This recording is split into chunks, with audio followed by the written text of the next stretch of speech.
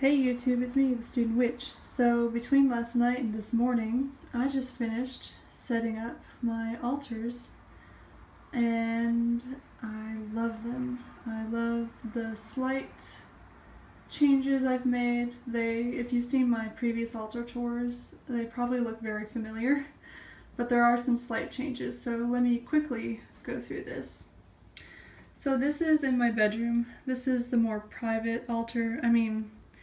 Not private in the sense that I would want to hide it from anyone, but in the sense that it kind of represents my belief system in a very abstract and cosmic way, I guess, versus a more down to earth, fleshy way, I guess would be the best way I could put it, which is what the other altar is. So this is my cosmology altar, my reverence altar, I've called it in the past. So I have this elevated part, and this candle at the top represents what I call the all, everything, existence itself, universal consciousness, whatever you want to call it. And then the level below, here we have the first distinction within the all. So we have the divine feminine and the divine masculine. And I think I'm going to play around with making a distinction between the word divine and the word sacred. The word divine, just like the word deity to me, makes me think on a cosmic level, whereas the word sacred makes me think more on an earthly level. And the two are, as above, so below. So the two, one isn't necessarily more important than the other. It's that distinction between divine and sacred will help me, as I work with this altar versus the other one, this would be like the divine altar, and the other one would be more of the sacred altar.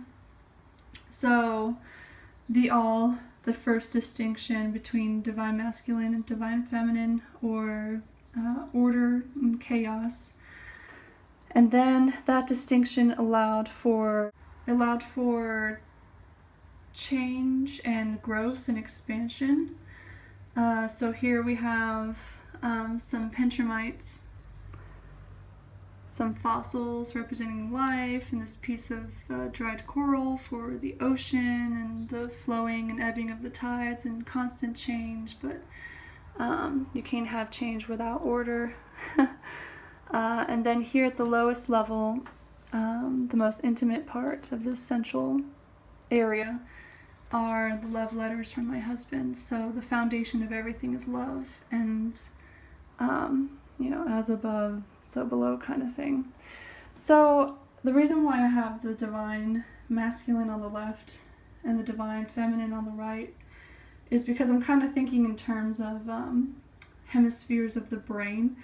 I know I've heard, and I'm not a neurologist, so I could be wrong, but I've heard that your left hemisphere of your brain corresponds with your right hand, and the right hemisphere of your brain corresponds with your left hand.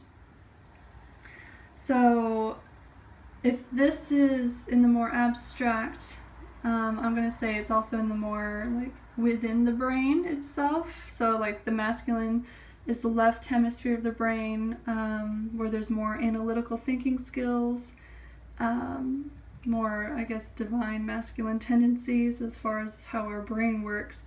But then the right hemisphere of the brain is where the emotions and intuition are, right? So this is within the brain, but then thinking about which hand corresponds to which hemisphere. If this is how things exist within the brain or in the abstract, then it's switched once it becomes more incarnate or more physical, like it starts to exist in the physical realm, I guess. So that means the divine masculine things are going to be over here, and the divine feminine things are going to be over here. So here I have my crystal grid, amethyst, pink moonstone, smoky quartz, and rose quartz, representing earth, That was annoying. Here we have water, so the two traditionally feminine elements in my little ritual bell. And so over here we have the more traditional masculine elements. I have my incense and a feather, an owl feather for air, fire, but also the lighter for fire. And I also have my first tarot deck here.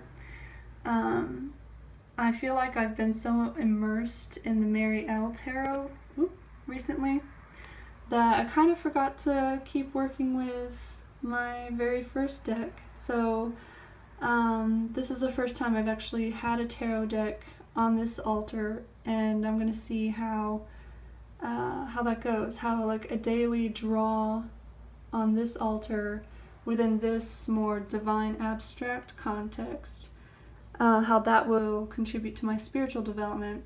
And then on the other altar, a daily draw will be in a different context, in a more earthly, physical existence kind of context. I don't know if any of this is making sense, but let's go ahead to the next altar after I zoom out here.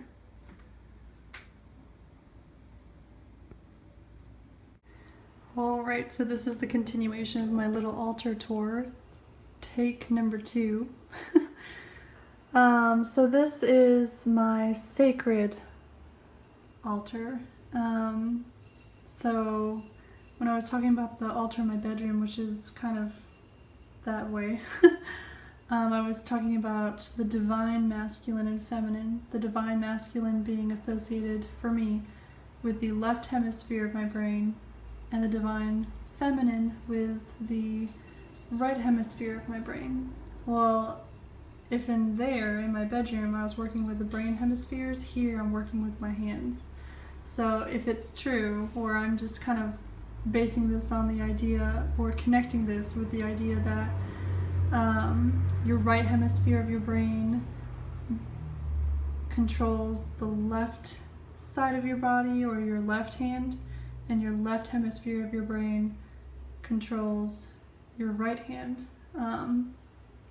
So I have no proof of that. I'm just kind of using that as my frame for all of this, and it makes sense to me, so there you go. So here is my sacred altar for the sacred feminine. Now on the left side, my left hand being the more receptive hand, and the sacred masculine on the right side. And one of my Elegua candles just went out. It's been having some issues staying lit. I wonder what that means. Hopefully he's not mad at me. But anyway, so let's start with the left side, and a lot of this looks familiar. One big major change though is the cloth that I have on here. It's actually a scarf that I own, and I've put it on here as an altar cloth. So back here we have myself and my husband, and some little trinkets, and my grandmother's tarot deck. So this area back here is like the ancestor area where I honor them but also work with them. So I have the 4 queens here from my grandmother's deck, and this little tea light holder kind of thing. It's a decorative ceramic flower that I got at Michael's the other day. It was 50% off, and I just couldn't say no because it's gorgeous, and it's a dusty pink color, so that makes me think of decay and, you know, ashes to ashes, dust to dust. So I think it's perfect for this like ancestral area of my altar. And a lot of this probably looks familiar. I've been working with some cedar incense. In the center, I have one of my recent crystal purchases, this big ass piece of rose quartz. My 2 tarot decks, or the Mary Ale Tarot and the Shaman's Oracle, rather, that I'm working with. And just like last semester, I'm going to be rotating between Guadalupe, La Santísima Muerte, and St. Michael on this elevated area. So right now, it's a waning moon, so that's the time I work with death and divination and things like that. So I have my amethyst here, I have my opal, which I work with as a moonstone. I love how it has black and white in it, especially for the upcoming solar eclipse on September 1st. So when it's a waxing moon, it'll be Guadalupe's turn to be up here. And if it's a Sunday, it's St. Michael's turn to be up here. And if it's a full moon on a Sunday, then I'll have both of these guys up there, and you know, you get the gist. This is my essential candle for the altar, like the focus of the altar. This is fairly new. I used to have a candle for each of my 3 deities that work in this space, or deities, saints, angels, whatever they are, archetypes. But it's cheaper and easier for me to just buy one big ass candle and have it up there on the elevated part. So that's another change that I've made. And over here we have a Legua's corner with my money jar and a little petition here. A cigar for Legua, tobacco for Legua, red and black, that's his thing, his colors, and his candle back there.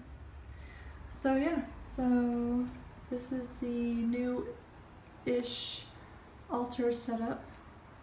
Just some slight variations. I completely forgot to mention that today I was walking to the grocery store, and I was walking on a bike path that's really close to my house, and I randomly found this on the ground in front of a bench, and it almost looked like somebody had placed it there, but I don't know, it's kind of beat up and torn.